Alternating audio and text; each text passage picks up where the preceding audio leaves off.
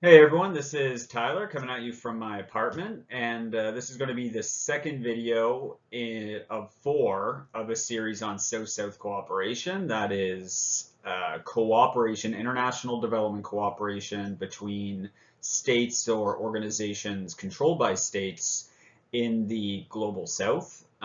This video is going to focus more on new and emerging donors, particularly BRICS, and we're going to look a little bit more at their bilateral activity, not so much what they're doing in regional organizations and with multilateral development banks. We're going to look at that more in the third and fourth video. This is going to focus as much as possible on their kind of individual actions. This video is being prepared for my IDS 2103 class at the University of New Brunswick, and it's focusing on pretty much weeks 11 and 12 from the syllabus. So, people in the class are going to have a pretty good understanding of some of the things I'm talking about. If you're really new to international development, maybe not so much.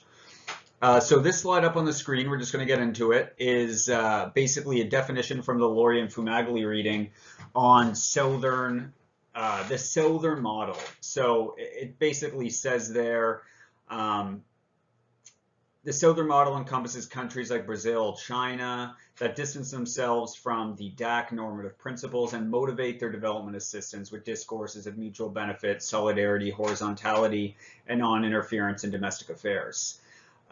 So really this term kind of refers to the idea that countries in the South, when they engage in international cooperation and they try to help each other out with international development, have these kind of normative drivers that are maybe different than northern countries. Maybe they do things different than the North. So you see their discourses of mutual benefit, solidarity, horizontality, non-interference in domestic affairs. China, very famous in saying, we don't want to interfere with government activity or government the politics of whatever country you're working with. That's your business.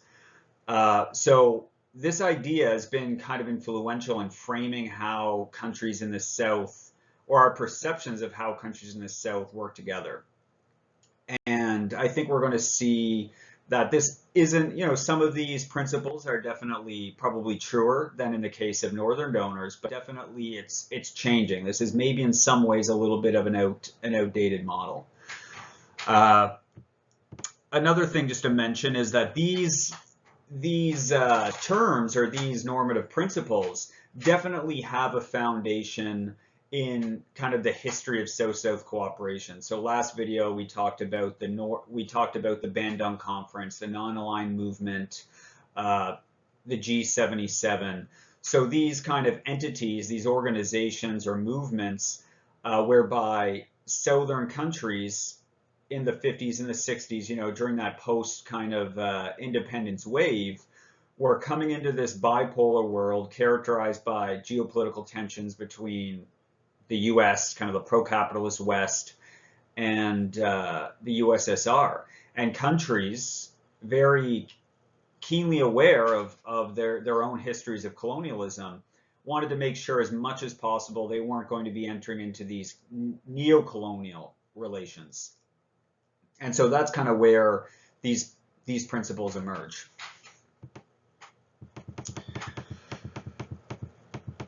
So the Lauria and Fumagalli reading, it does look at these the Southern model, and it kind of says, look, these are, they look at the development practices of all these different countries, not just BRICS, and they say we're going to look at four main drivers of foreign aid spending, and so they cite politics, economic or political interest, economic interests, cultural interests, and kind of altruistic humanitarian interests.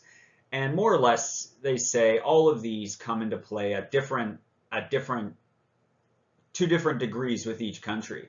So I just want to state right away in this video, when we talk about the Southern model, I don't really want to give an indication that every country in the global South is behaving in the same way, they have the same interests. The global South can be characterized as one uniform entity.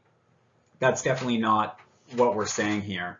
And the Lauria and Fumagalli reading really makes clear that these drivers are pretty present in all foreign aid spending.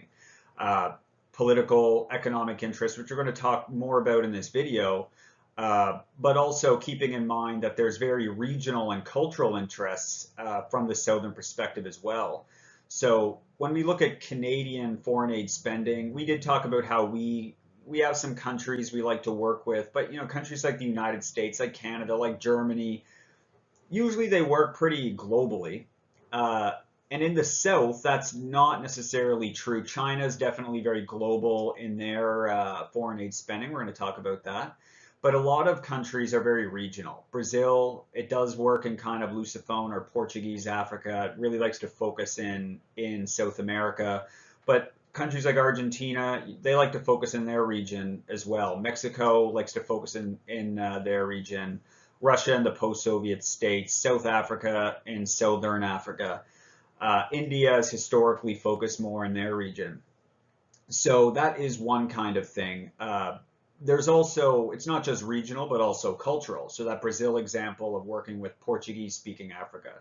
The Arab donors, Kuwait, United Arab Emirates, and Saudi Arabia, they like to work in the Arab and Muslim world. So that's another factor that's present in South-South cooperation or the bilateral foreign aid of Southern countries.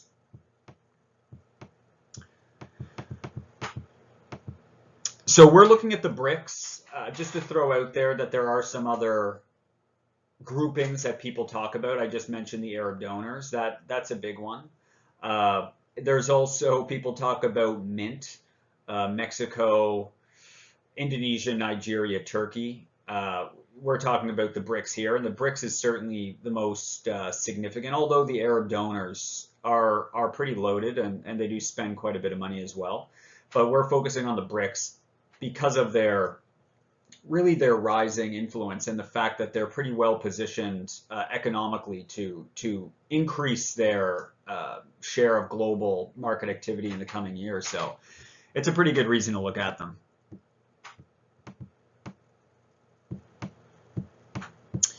Another thing to keep in mind with Southern cooperation is that a lot of these countries that we're looking at still receive money from Western countries. So India historically has been one of the largest recipients of foreign aid. They still get a lot of foreign aid.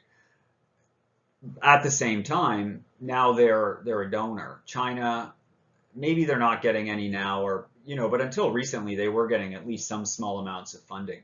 Really, when we're looking at what we call the South, probably the only countries that are definitely not getting money from the West is some of the Arab donors, Saudi Arabia, Kuwait, and the United Arab Emirates.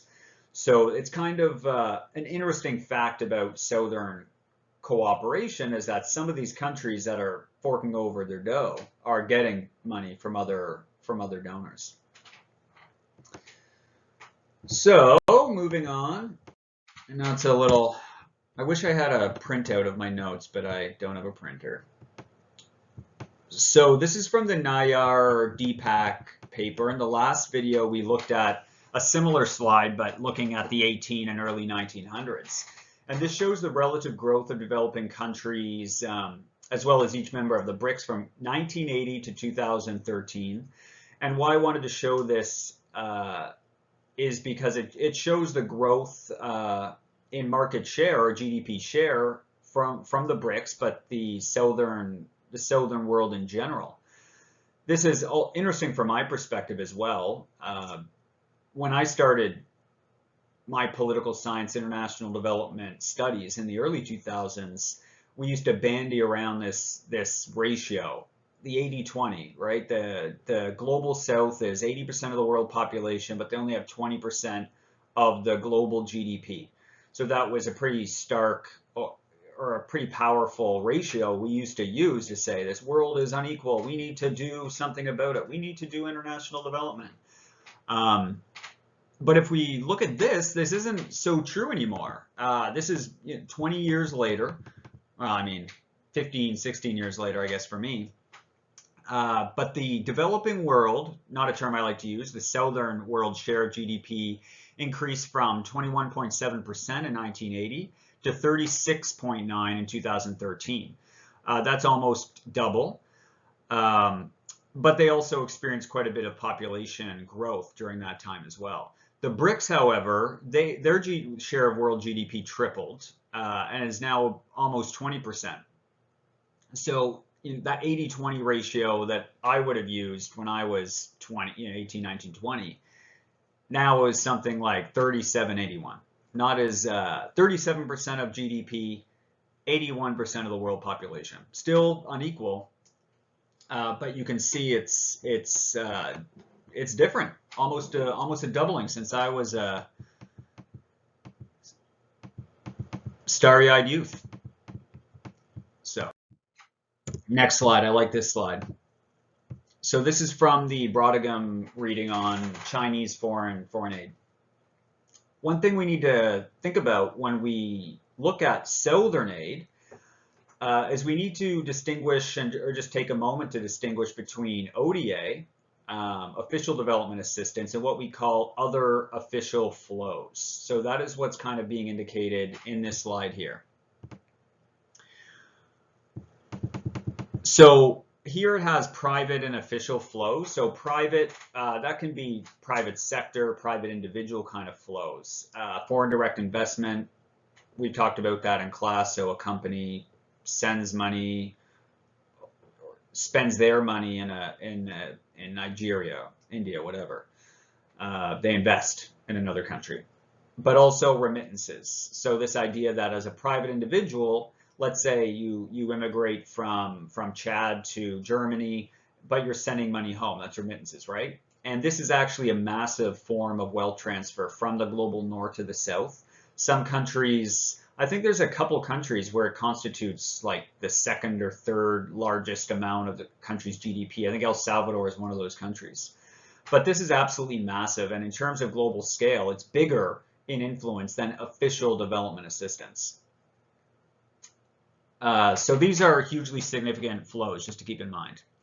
Official flows is broken down into ODA and other official flows. So ODA, we've talked about in class, is that OECD DAC gold standard, that charitable, fuzzy feeling in the stomach kind of giving that is grant-based, that is consent. So it can be grants, free money.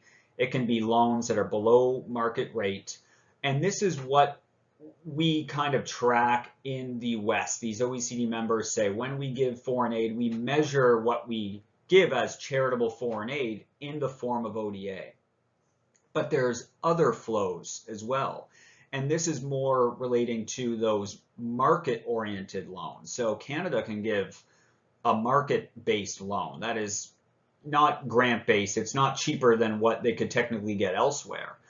And part of that is we can give, for example, export credit. So Canada could say, oh, we'll give this Madagascar company $10 million, or a bank in Canada can give a company in Madagascar $10 million, but basically say that money is so you can buy Canadian goods to import into your country, right? So it's not, this is kind of tied in some way. But basically other official flows is just money that goes from one country to another that's not grant-based. It's not free. It's not even a good deal in any way. It might be tied in some way. Now, Canada and the West, this is usually smaller. This isn't a major part of our foreign aid program, other official flows. In the South, however, this is a larger portion of their activity. So most countries in the South are not members of OECD. We remember that. Only 30-something countries, mostly Western countries, are part of the OECD. So the OECD, these countries, they're not necessarily following the DAC guidelines on foreign aid spending. They're not necessarily tracking internally whether the money they're giving or they want to give is ODA or not. That's not their principles. That's not what they're doing. And they're not reporting to DAC either. So DAC serves an important function in monitoring the foreign aid practices and spending of Western countries. Not all Western countries, but mostly Western countries. And they cannot really do that. They don't have the numbers for the South. So on the one hand, the South isn't necessarily following these principles. And on the other hand, we don't really know exactly the scale and nature of the foreign aid spending of China exactly. In China, it's a state secret, their foreign aid spending. We only know some of what they're doing. I think that the picture will become clear over the years, but at this point, some of the information that we're working with in terms of cellular and financial assistance is kind of partial. But we do have a pretty good idea that they're not as concerned about ODA. They definitely are giving some grant-based and concessional loans, but that's not a major part of their giving. What else did I want to say here?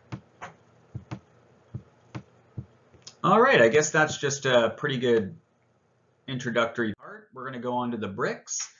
So BRICS refers to Brazil, Russia, India, China, and South Africa. So you can see here, I'm pretty sure all of you know where these countries are on a map, but there you are if you were somehow confused.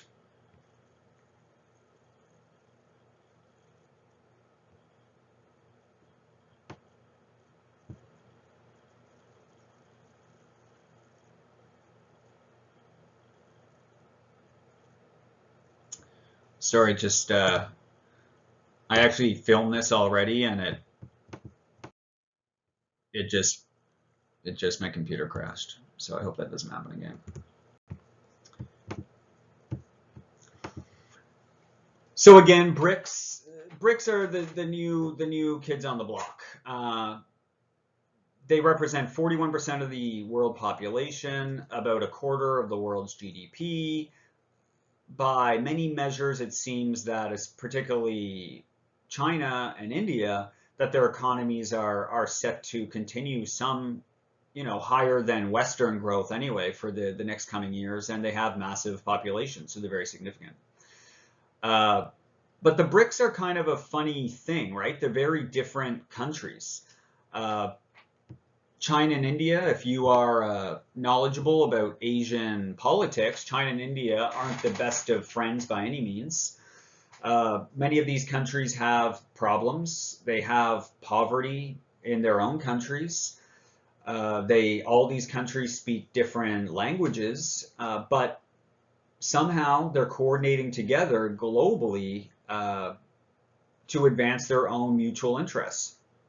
They've only really been working together formally for about a decade now.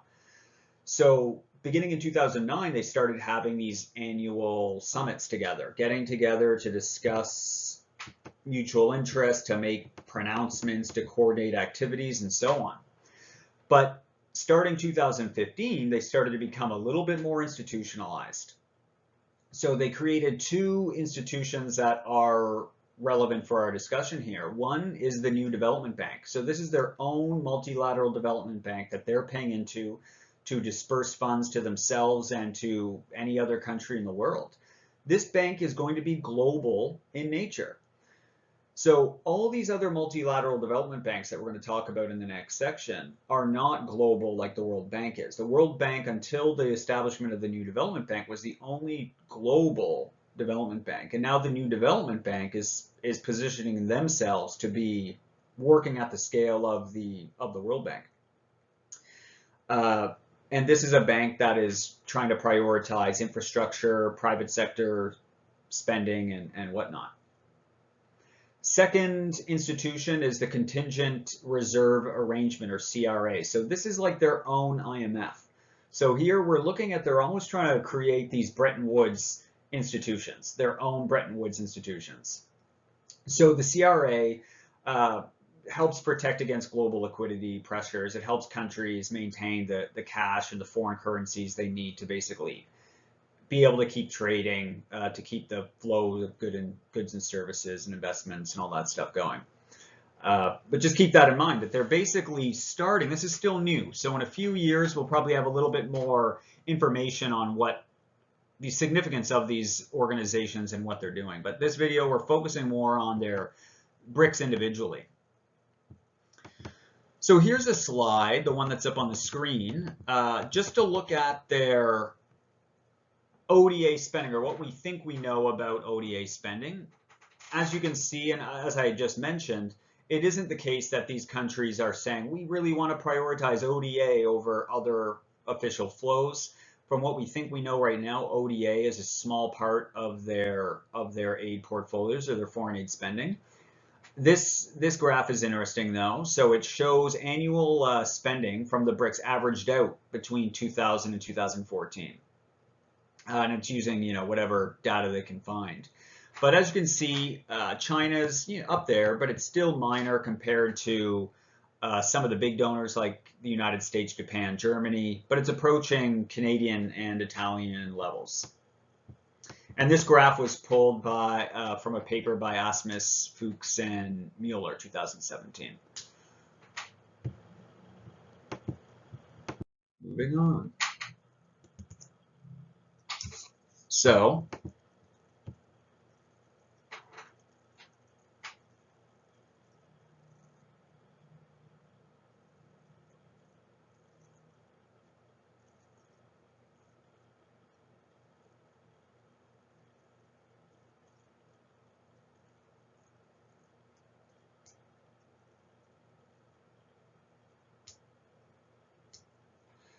this keeps freezing, so hopefully it's not too brutal. What I wanted to look at for the rest of the portion of the video where we look at BRICS as a group is look at some of the stuff they're saying in these summits. They had a summit in November, their 11th annual summit in Brasilia, Brazil.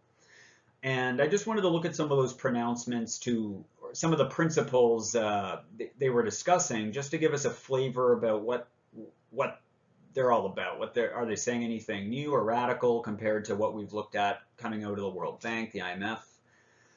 So I'm just going to basically put up on the screen a few of the principles that came out of this summit. So number 2, we reaffirm our fundamental commitment to the principles of sovereignty, mutual respect, and equality, and to a shared goal of building a peaceful, stable, and prosperous world. Okay, not that crazy. 5, we remain committed to multilateralism, cooperation of sovereign states to maintain peace and security, to advance sustainable development, to ensure the promotion and protection of human rights, yada, yada, yada. They recognize the challenges facing multilateralism, the central role of the UN. So this is, they're saying we support multilateralism, we support these global institutions, we want to advance peace and security. So nothing really surprising or major here. They're not from the West. Sometimes if you grow up in Canada, as I have, sometimes you get news about Russia or China that they're advancing these radically different world orders or interests. And not saying that these kinds of claims or these statements are always true or whatever, but just to say they're putting out there formally these principles. They're adhering to very similar principles that Canada would advance in the United Nations. Number 6, urgent need to strengthen and reform the multilateral system, including the UN, the WTO, the Bretton Woods system, to make it more democratic and representative. So here they're saying we want to make the institutions that are out there more democratic, more representative. And of course, we've just seen how they're making their own Bretton Woods style institutions. But here they are still challenging those institutions to say, hey, you got to change, you got to catch up. 8, 9, and 10, we express our commitment to sustainable development in a balanced manner. So there's that language. The 2030 Agenda for Sustainable Development. Climate change. So they're using all that same progressive language when they talk about development. They're talking about the environment.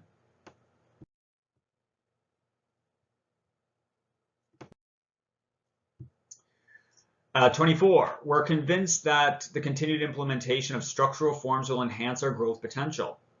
Trade expansion among BRICS members will further contribute to strengthening international trade flows. So they're talking about trading amongst each other. This is going to enhance their growth potential if they trade together. They're going to capture more market share together. However, we reiterate the fundamental importance of a rules-based, transparent, non-discriminatory, open, free, and inclusive international trade. We remain committed to preserving and strengthening the multilateral trade system with the WTO at its center. So on the one hand, they're saying, let's go and trade more together, promote regional trade as BRICS, but we also support the WTO agenda. And remember from our week on the WTO does not really enjoy having side arrangements and regional trade agreements. They want to create the same rules for everyone. That's what they're working on. And really, that's why they've been having such a hard time with this Doha round. It's hard to get the world's countries to agree on much of anything. And in fact, as the WTO is becoming less effective in advancing these interests, there's more and more and more regional trade agreements and arrangements being made around the world. And we're going to talk about that a bit in video 4. So 41, we reaffirm our commitment to the collective efforts for peaceful settlement through the UN Security Council. Standard, we highlight the importance of science, tech, and innovation as one of the main drivers of economic growth, and we recognize the need for a new industrial revolution as a critical development opportunity. So this is interesting because obviously they're highlighting the importance of STEM and a new industrial revolution. So when they're talking about economic development, they're not talking about making more potatoes and bananas. They're talking about making their economies centered around high value, high tech, profitable, knowledge-based industries that are going to bring in money, profits, and revenues that they can use for development.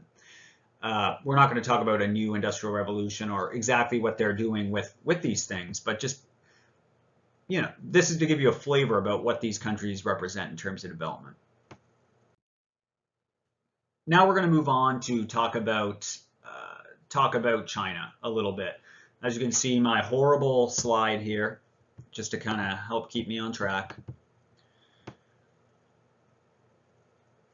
Hold on, just got to catch up. I wish I was better at this, everyone, but you know, it's COVID stuff. So, as a collective actor, BRICS is new, but all these countries, of course, have long, unique histories, and it's probably better to look at them individually. So let's start with the big dog, China. And this is the actor that's really flexing a lot of muscle. It's positioned to become, right now it's the world's second largest economy at, I forget what it is, 10, 12 trillion dollars. The United States economy is 20, the Canadian economy is like 2. So it's a big player. And we talked about China's own development in class, which really began with those 1978 reforms led by Deng Xiaoping. Before that, they had really disastrous development schemes, right? Tens of millions of people dying of famine. They were trying to kind of modernize agriculture, collectivize agriculture, but things were not going well. The Cultural Revolution, all these things did not work out so well for China. Deng Xiaoping comes in and they turn things around. And what they do is they open up incrementally for market-led development. They start creating some economic zones in order to attract some foreign direct investment from which they can create some export potential and so on. And this has kind of been, they've incrementally been expanding the export side of their stuff. People still say China's a communist country and whatever, but of course they're highly integrated into the global capitalist economy. And now China, it's a major global exporter, as I just said, but not only that, its industrial and manufacturing sectors are increasingly sophisticated. They're dumping a lot of money into STEM, into research and development. Some of the readings talked about how that's not necessarily paying dividends the way they want it to, but still they are moving forward. They're creating a lot of the world's kind of high value products at this point, while also maintaining a high degree of flexibility. So they're creating these great products and they're able to turn around and basically pump out new and different kind of made to order products. So they have the kind of manufacturing sector that we don't have here in North America anymore. So they're really kind of got a specialized niche over there in China. Not just China, Asian countries or East Asian countries, but so that's kind of their own development. In terms of foreign aid, China started giving small amounts of money in the 50s, but it really kind of expanded in the 1990s as their economy started getting stronger. Their aid, as the reading suggests, has been highly motivated for a long time by political and economic interests, and they've been very forthright about that. Of course, their aid works a little bit differently than Canadian aid. They have the Ministry of Commerce, which coordinates their humanitarian assistance, their interest-free loans, their grants, kind of more that ODA style stuff. They also have their Ministry of Finance, which contributes funding to international organizations like the United Nations. The Ministry of Finance also oversees the Exim Bank of China, which we're going to talk about when we look at the Brautigam. And this provides a lot of their concessional loans and export credits. They also have their Ministry of Foreign Affairs that works with embassies and works within China to coordinate aid policy. And we talked in class about Chinese policy making and how it's a fairly centralized affair, but they do need to delegate, of course, a massive country, massive government bureaucracy at the same time. So they do need to delegate their central commands through a bureaucracy, and these are some of the arms that they use. Again, just to we have some numbers up there. We don't know exactly how much money China is spending, but one of the most comprehensive studies I could find about Chinese foreign aid was a paper by Aid Data in 2017, which estimates from 2000 to 2014 they spent $350 billion. Now, this would not be ODA spending. Some of it might be, most of it's going to be other official flows.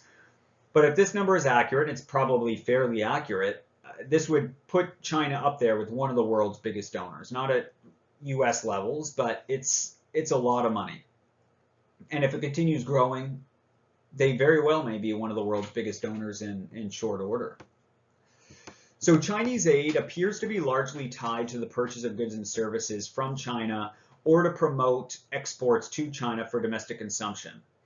They don't appear to give direct budgetary support to countries. So in terms of bilateral assistance, they don't necessarily say, oh, we're going to give you money for your Department of Health to run more effectively or whatever. Their lending appears to be much more project-based, particularly for private sector and infrastructure development. So that seems to be one of the main areas that China's focused on. It also seems that Chinese aid, going back to that Aid Data paper, is fairly geographically distributed. So it's hard to kind of find trends exactly about Chinese aid and where it's going. They seem to really spread the wealth around. One exception, however, is that they have the one China policy. So they do not give money. They do not give any money to countries that recognize Taiwan. So that's their one China policy. There's one China. There's not two. There's no Taiwan out there. Taiwan's China, right? From the Chinese perspective, not mine. So that is one consideration, even though they frame their aid as non-political, right? China says, oh, we don't care. We're going to give foreign aid to South Sudan. It doesn't matter that the government is full of war criminals. We're going to give them lots of money. It doesn't matter. Canada does as well, but that's another thing. So their aid is non-political, but they do have this kind of this one China policy. So one wonders how non-political it really is.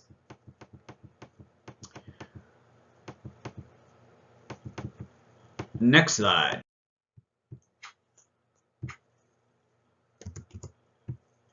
So maybe you've heard about this, the One Road, One Belt project. So China's priority is their own economic growth, is their own global political influence. And for this, they need to access markets both for imports and exports. So in 2013, they launched what is known as the One Road, One Belt initiative.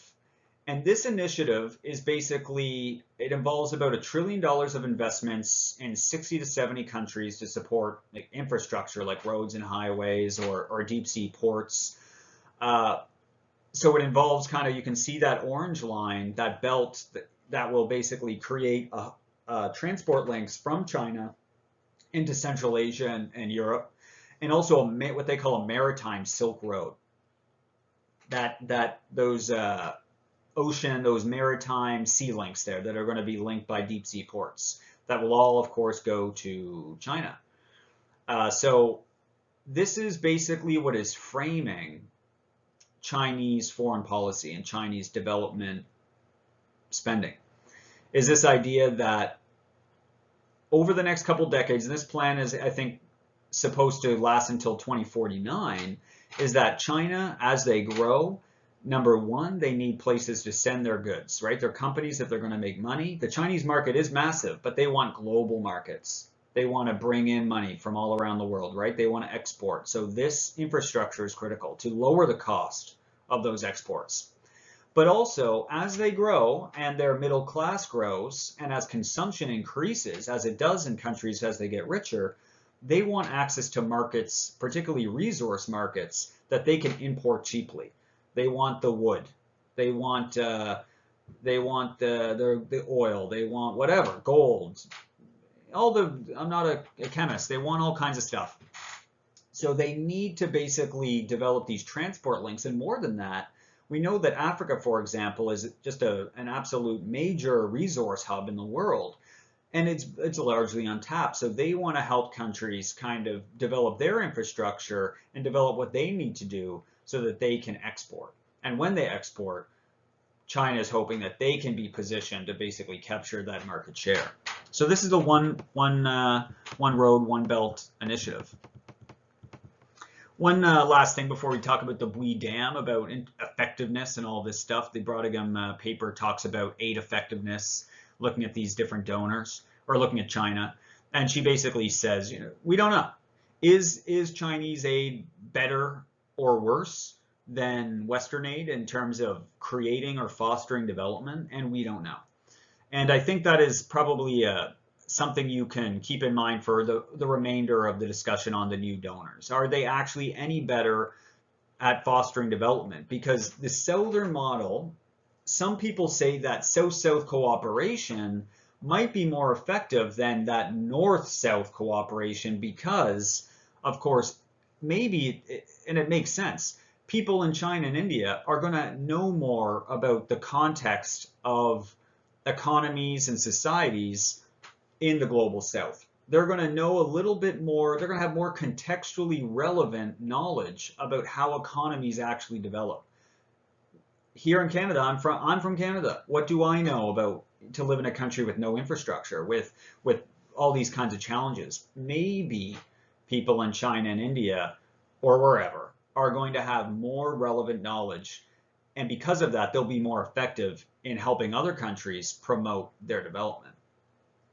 And I think this is a little, as much as it might be true, I think it's also a little bit of a stretch as well. But just keep that in mind. That's one of the rationales for South-South cooperation. The Bui Dam.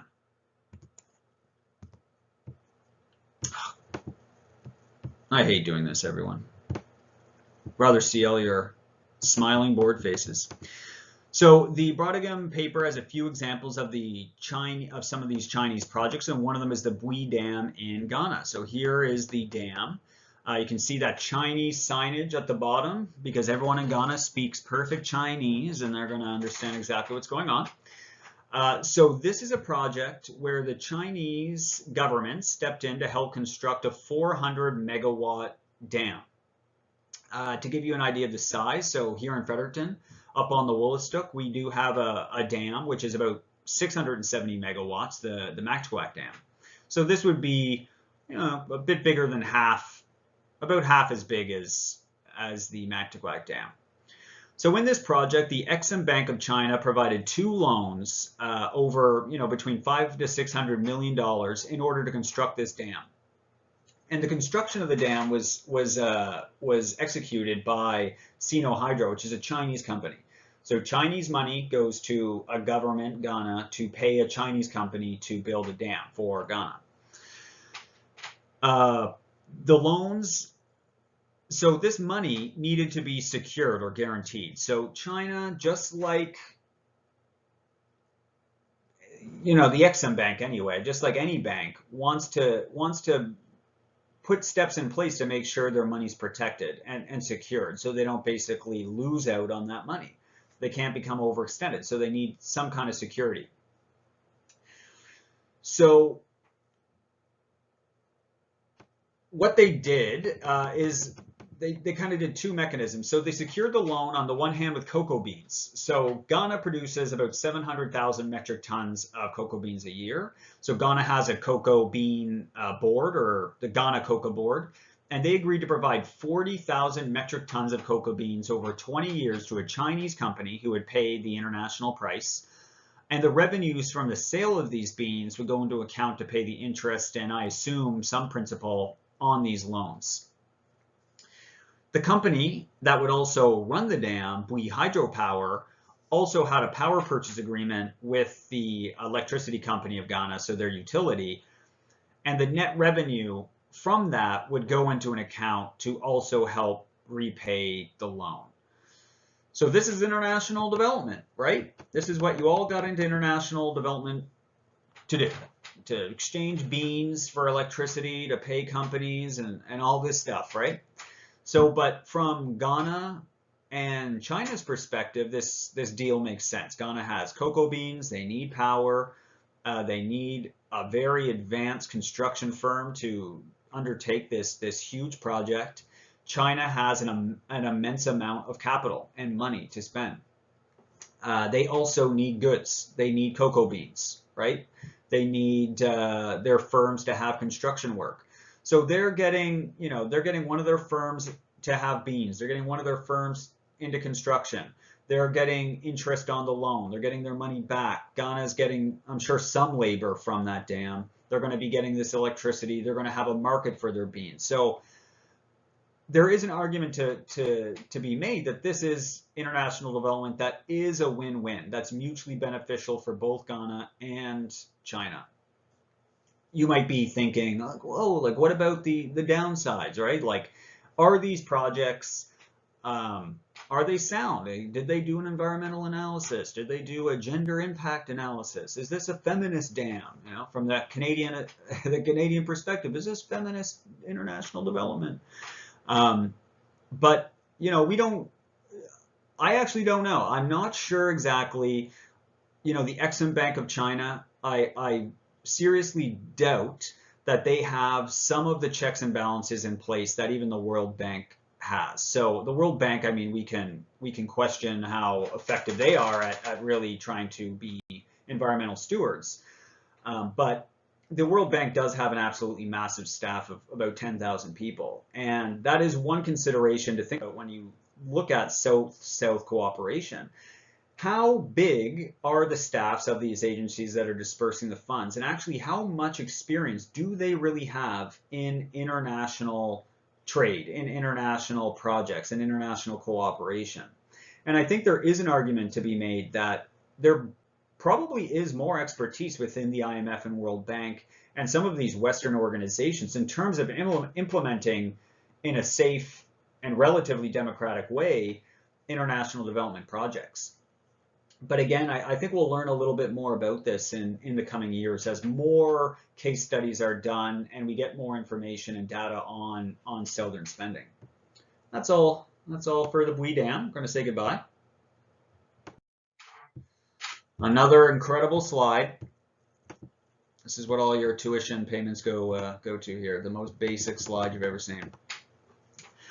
So the readings go into more detail on Brazil, India, and all that other stuff. And I don't want to just flog you with details about exactly how these countries function, but just to say a little bit about them. So Brazil and India are also growing their development spending.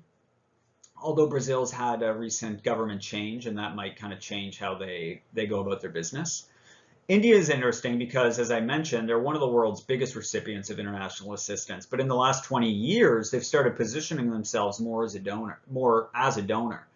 In the past, they focused their efforts more on regional stuff: Bhutan, Nepal, Afghanistan, I assume Bangladesh. Maybe I'm wrong about that. But in the recent past, they've been getting more involved in Africa. There is a large kind of Indian heritage population in Eastern Africa, South and Eastern Africa. But, like China, they have companies that have global aspirations. They want their companies to capture more market share. So India is looking long term to make friends and increase their market share. But their spending in India is relatively small. So one study I found from 2016-2017 showed that their Ministry of External Affairs, which handles most of their development type spending, spent 1.3 billion in grants, loans, and technical assistance.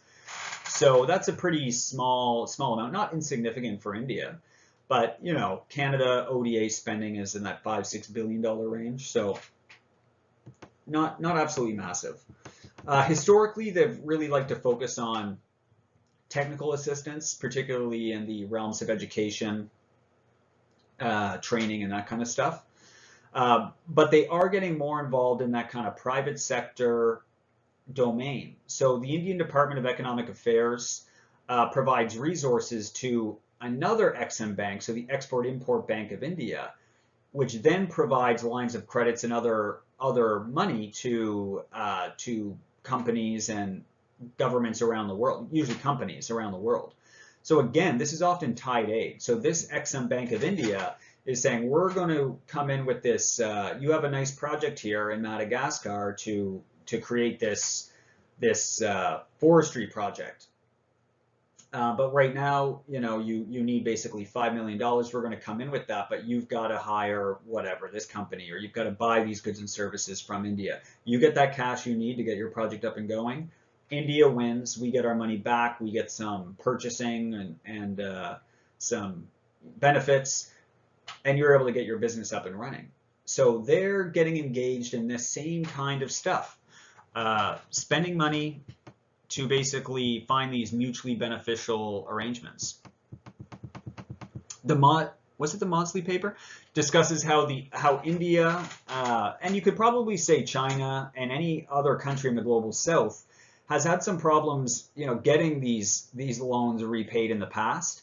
You know, this is capitalist development, right? Not everyone's a winner. It isn't the fact that just because you give Tyler $5 million, I'm going to be able to come up with this incredible business opportunity. I'm never going to, you know, be successful in business, no matter how much money you give me. So they're gonna pick some losers. So in over the last couple of years, I believe it is the Mawdsley paper says, they've been getting more involved and putting in a little bit more oversight in their lending decisions to make sure that they get a return on their investment. So India, or Brazil, I think this is the last slide. I don't want to say too much about Brazil, but I just thought this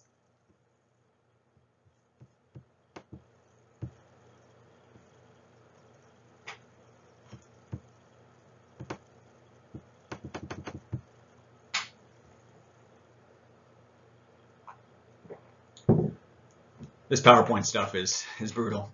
I didn't want to say too much about Brazil, but I thought this quote from their former president, Temer, in 2016 was pretty interesting. Modern Africa does not ask for sympathy, but hopes for an effective technological investment exchange. Pragmatic solidarity towards countries of the global south will continue to be an important strategy of Brazilian foreign policy. This is the right South-South strategy and not the one that was practiced with publicity purposes, with low economic benefits and high diplomatic investment. So he was taking a shot at the previous president there. But try to find a quote from our Prime Minister Trudeau to something in that effect.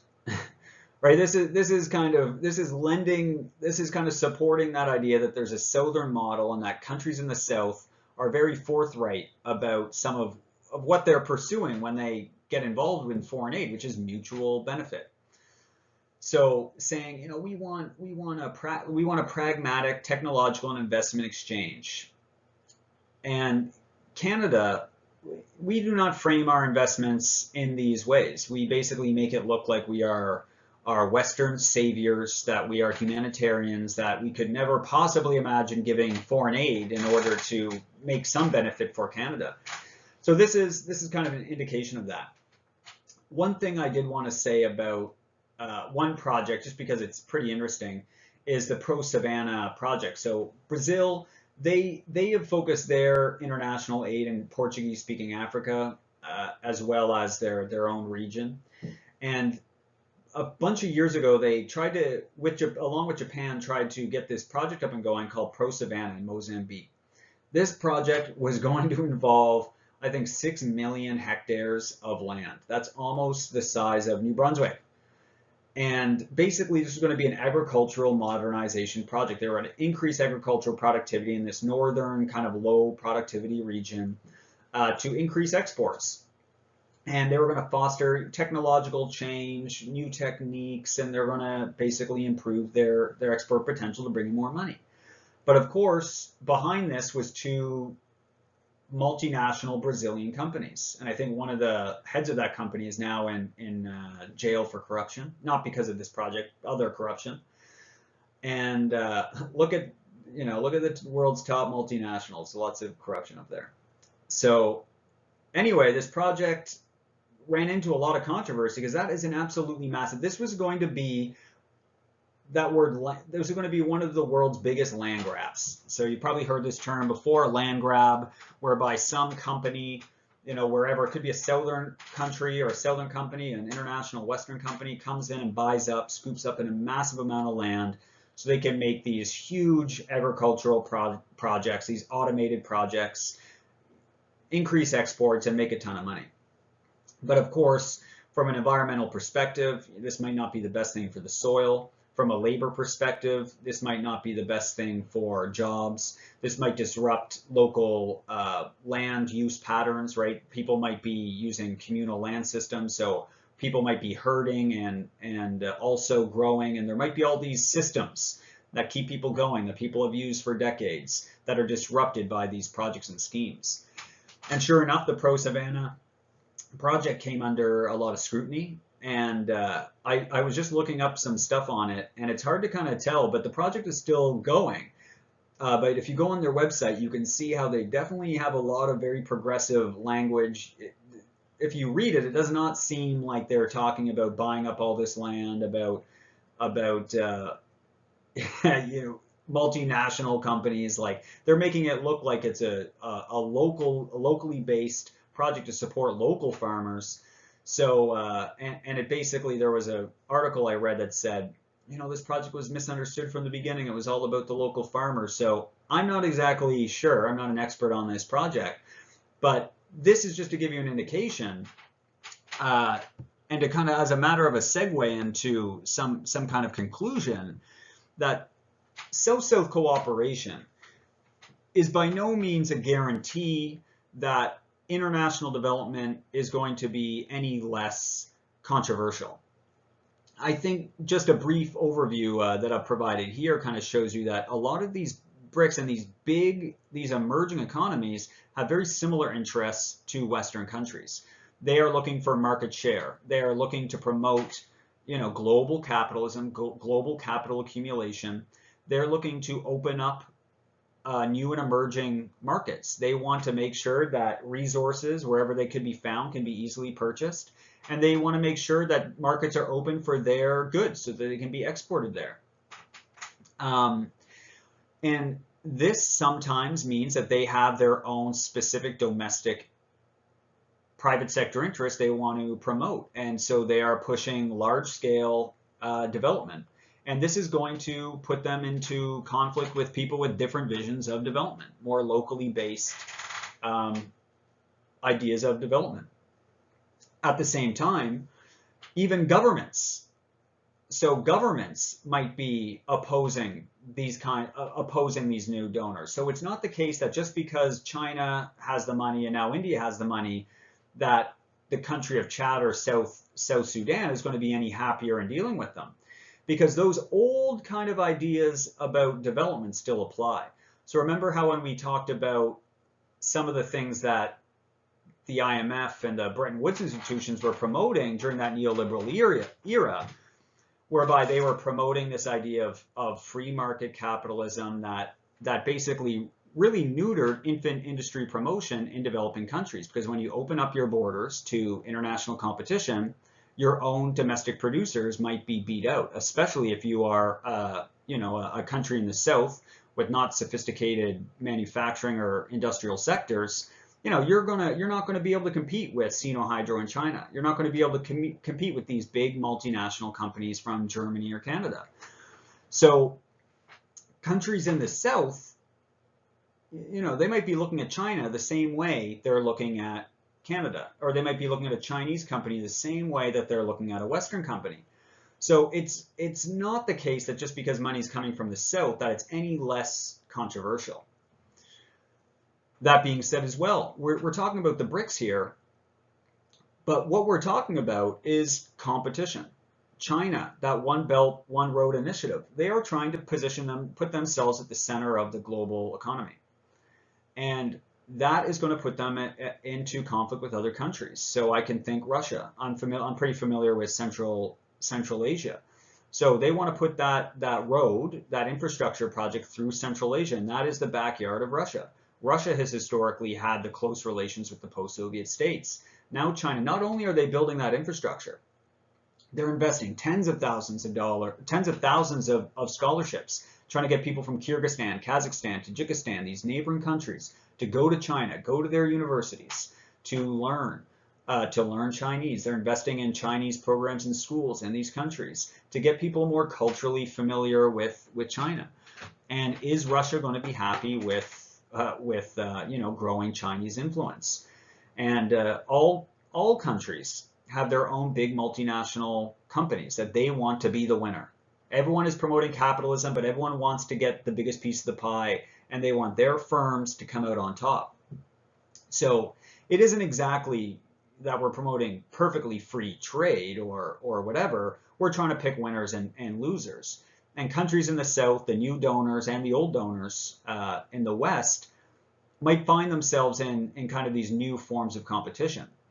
All that said, all these countries do appear to be promoting capitalism as it's been practiced over the last 20, 30 years. So I don't think there's a lot new going on there.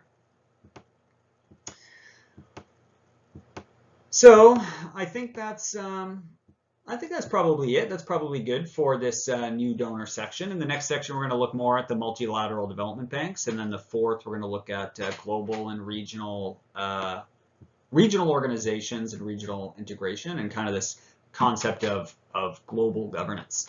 So that's it for now. Thanks a lot.